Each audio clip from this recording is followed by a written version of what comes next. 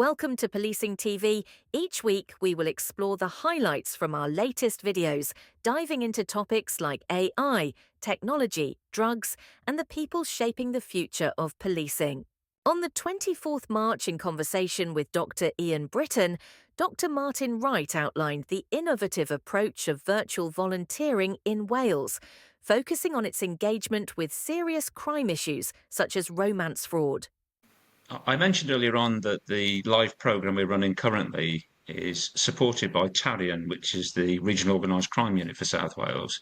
And as you could probably well imagine, they look at and are concerned about the more serious crimes that affect the general public.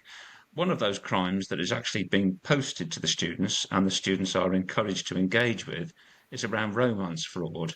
And I know many of your viewers will be familiar with this crime type where often individuals who are vulnerable are being targeted online by criminals who are seeking to create a false relationship with them to gain financially from it. The students at the University of South Wales have looked at these problems, and I'll give you a couple of examples that have now been fed back to Tarion. One was a student who had some familiarity with dating sites, which are oftentimes locations through which romance fraud is initiated, was able to undertake a critical review of those dating sites and identified that there was an absence or no clear indication by which individuals could report suspicious or fraudulent activity that's taking place within that site to the site owners. So that information was fed back to Tarion for Tarion to then take that up with those companies themselves. In another case, a group of students did a critical review of Tarion's social media presence and identified that they were unable or not able to actually engage with social media influencers whose followers tended to come from the community of individuals that was particularly vulnerable to becoming victims of romance fraud. And it was a fascinating piece of work that they did. We then asked the students to do some further work and actually begin to identify a handful of these social media influencers, which they did. We again fed that information back to Tarion, as all student solutions are screened within the university at first instance. And we were able to identify to Tarion a handful of such social media influencers for Tarion to then influence the influencers to perhaps safeguard individuals from becoming victims of this crime type. Tuesday, 25th March saw us at the BAPCO event in Coventry, British Association of Public Safety Communications Officials. We highlighted some of the latest innovations in policing technology, focusing on control room solutions, digital data enhancements, and the integration of AI in law enforcement. We had a great first day here at BAPCO, and as you can see, it's now the second day, a very busy stand, and welcome to the Motorola stand. Here we're exhibiting our whole of our mission-critical ecosystem. Behind me you can see our bike with our in-car CCTV solution on this. We've also got our body-worn solutions across the whole piece, all the way through to our control room area. So, on the Motorola stand, we are rebranding our control room solutions to Guardian X and Guardian CAD. This is part of the 3TC acquisition, 3TC who we acquired back in October.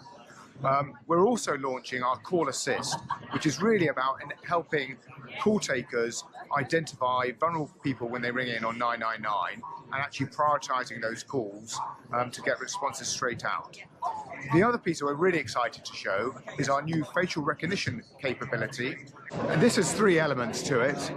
One is retrospective facial recognition, the other is officer-initiated facial recognition, and also live facial recognition. We're getting a lot of interest over the last few days, both on the control room solutions and also the facial recognition. So I'm David Bailey here at the BAPCO event. We're the Police Digital Service, and we're here to enhance UK law enforcement through police digital data and technology. It's a fantastic and important event for us to be engaging with both Blue Light Services, the police colleagues and the supplier community. And we had a fantastic session yesterday where PDS has been working on behalf of the National Police Chiefs Council to refresh the National Digital Data and Technology Strategy. Fantastic feedback from the suppliers and the Blue Light colleagues in the room who really welcome the changes and the focus on protecting the public from harm. Day 2 at BAPCO. It's been a really good show so far. Really busy day 1. Currently really busy day 2 as well. So meeting a lot of current customers for informal chats and some new prospects, as well as our business partners. So it's been a really good day. For those unfamiliar with NICE, we do digital evidence management solutions, NICE Investigate, which is in around 26 forces in the UK right now, and a footprint that's expanding exponentially in the US market as well, and we're looking to go into mainland Europe this year as well. We also do the control room call recording, our NICE Inform solution, and that's very well embedded in the police and ambulance markets as well. So lovely to be here. This is day 2 at BAPCO, and we're so excited to be here to be presenting the work that we do here. I'm part of Actica Consulting, where we specialise in supporting our clients across control room technologies, whether that's on radios, talk groups and the utilisation of them, or the actual technologies within that control room environment. Now, of course, we specialise here in the United Kingdom. However, of course, many of these technologies are equivalent across the world. I'm delighted to be here at BAPCO 2025. We've just been launching our user services collaboration with the Home Office to deliver mission-critical solutions for Great Britain.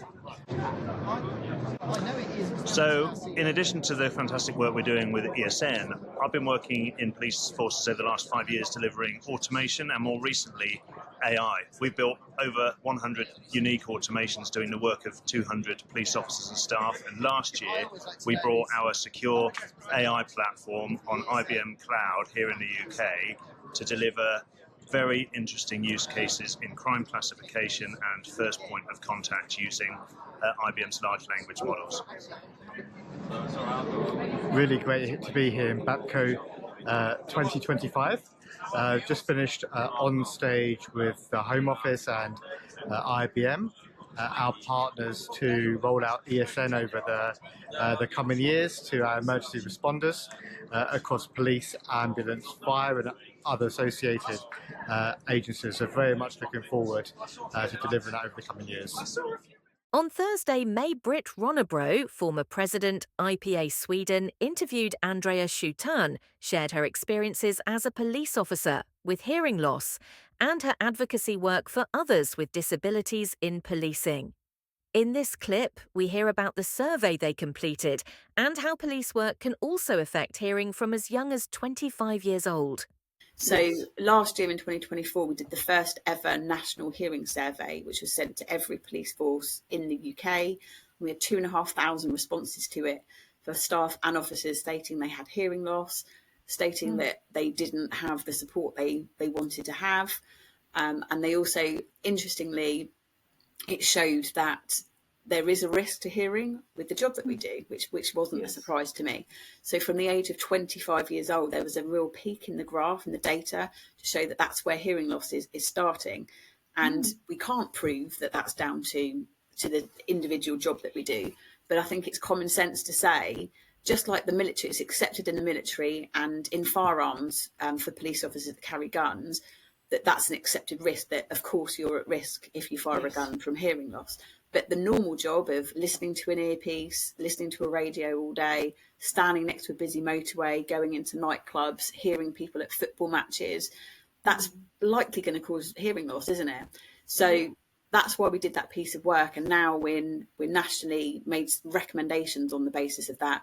I'd like to get everyone in those operational roles a hearing test every 3 years, because in the UK, if you're not a firearms officer, then you get your hearing tested at the recruitment stage, you never get it tested again.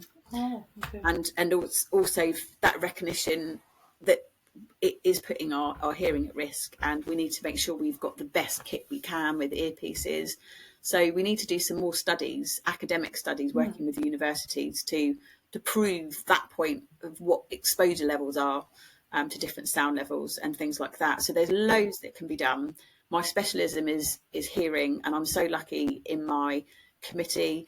We've got neurodivergence, we've got ADHD, dyslexia, autism, all covered. We've got someone with sight loss, a wheelchair user, digestive conditions, and I'm probably missing out lots in between. So, the support that we give as a whole with all of my really dedicated committee is fantastic. And being at a national level, we feed into all of the individual staff support networks nationally in all the police forces with what we do.